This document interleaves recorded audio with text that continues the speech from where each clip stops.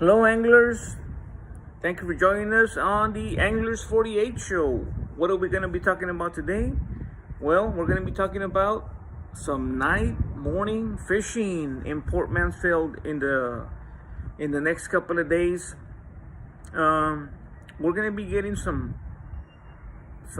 downpours starting Friday and ending Tuesday. It's supposed to be rain and it's supposed to be cold. So for the most part, this weekend is going to be a scratch for Anglers 48. No fishing. I know that sometimes I like going when it's ugly and dreary, but that's okay. I'm going to be waiting, not this weekend, but next weekend. Now, if next weekend it's perfect, nighttime and morning fishing. If it's not so great and I got that itch, I'm still gonna go. Where am I gonna go? I'm not exactly sure. But after that outing with Tony to the East Cut Islands, I got that itch to go again, and that day that we had there at the East Cut Islands, where the lines are just screaming, that red practically wanted to take the fishing pole into the water with it.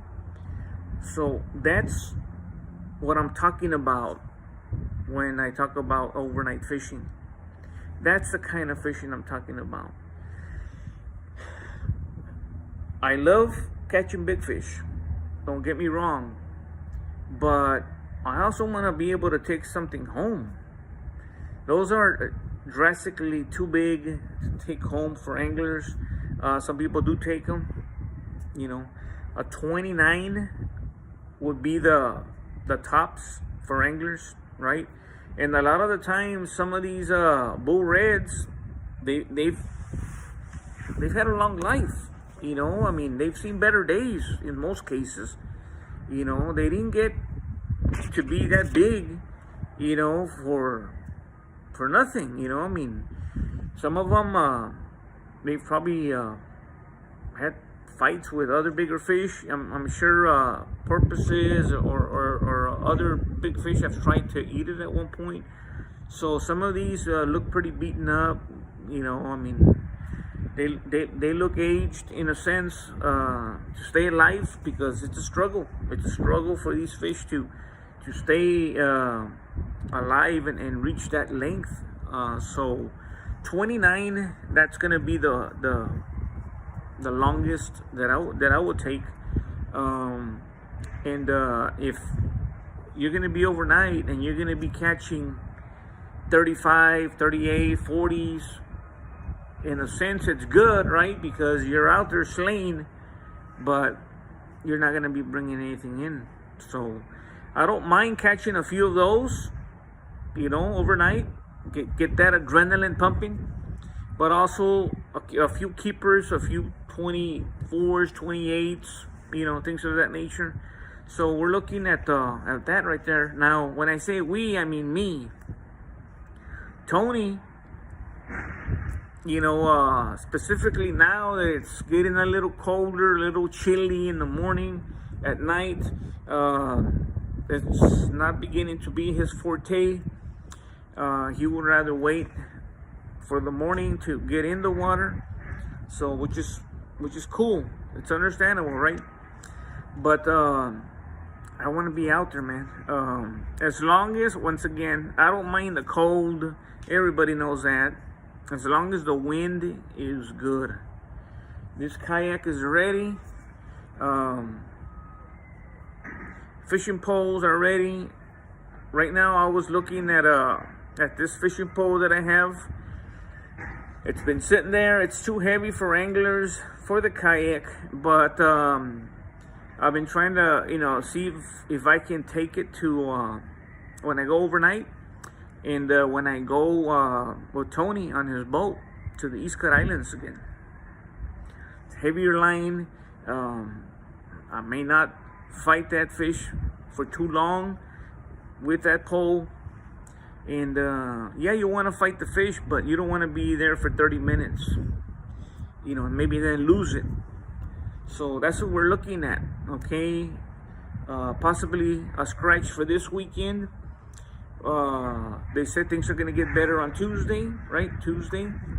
But they haven't said anything after that. Maybe nothing's coming in for a few days.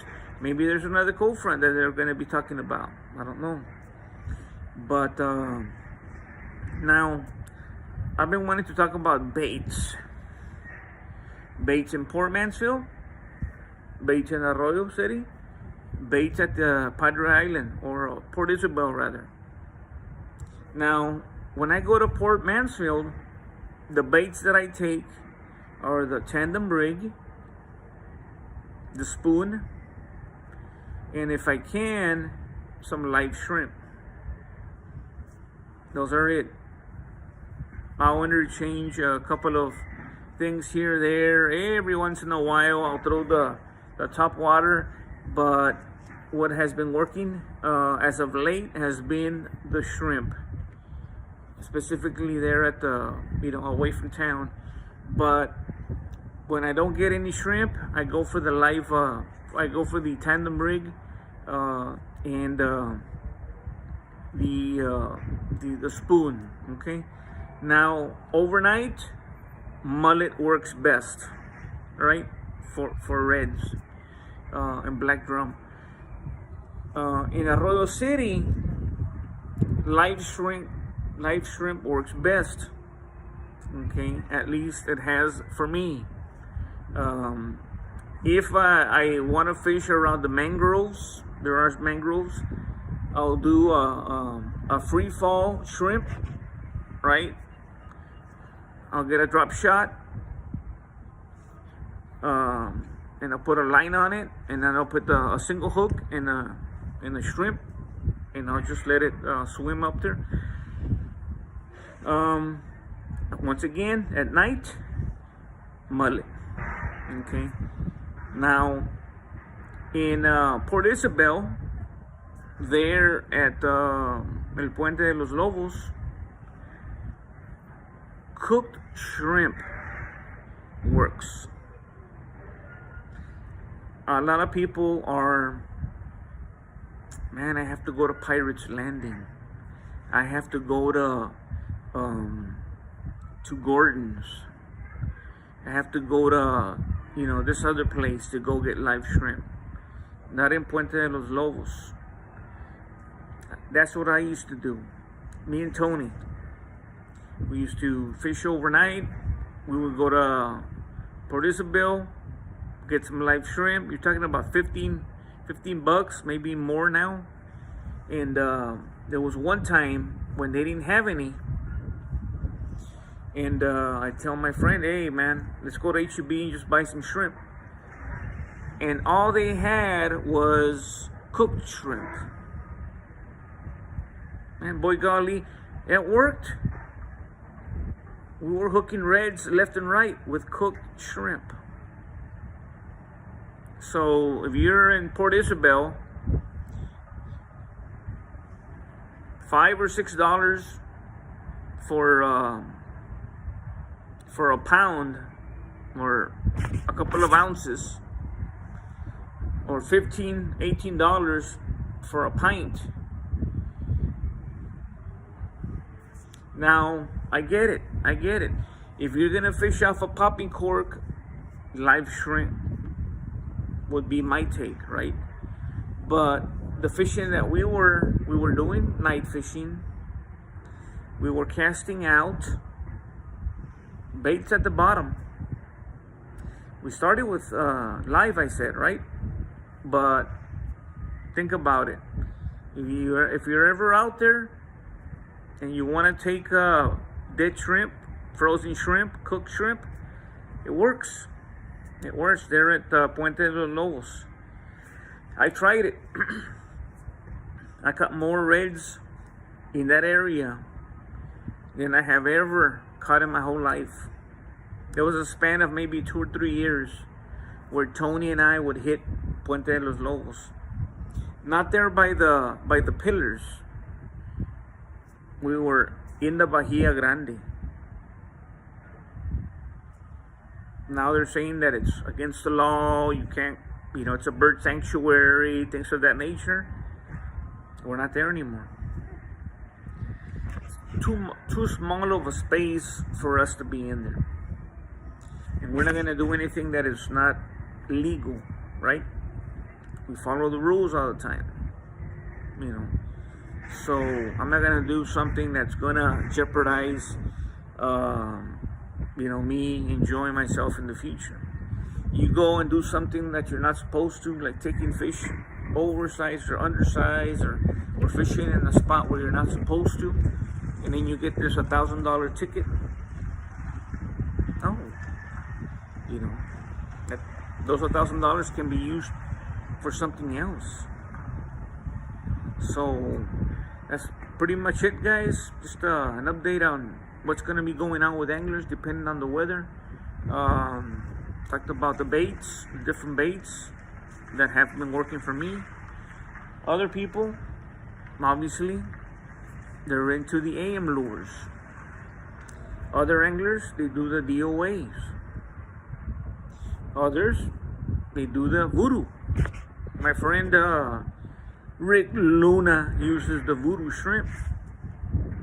He says he loves it. Okay, good deal. He's got some fish with that one. I have done voodoo myself, but they're pricey, but also they deteriorate in your tackle box. They deteriorate. They before you know it, they're sticking to the edges of your box, and it's just, to me, it doesn't make sense. I guess you have to keep it cool. You have to keep it in a dry place, a cool, dry place. So I'll leave you with that, guys. It's a short video. If they follow me on my podcast, this is episode 13. So there are other episodes out there if you want to go through them. I continue to bring inshore wade, kayak, and boating adventures. I'm trying my best to bring you some good fishing content. If you haven't subscribed, help anglers out. Hit the subscribe button. It's on YouTube. It's called Anglers48. You can also find me on Facebook at Anglers48. Put a lot of pictures and content up there as well. I also have platforms. I have my own platform, Anglers48, Los Canaleros 956, Texas Fishaholics, and the Bass Tracker owners. There's a lot of platforms that I'm a part of. So once again, guys, I'll leave you with that, and until next time, from far Texas, the Anglers 48 show. Anglers 48 signing off.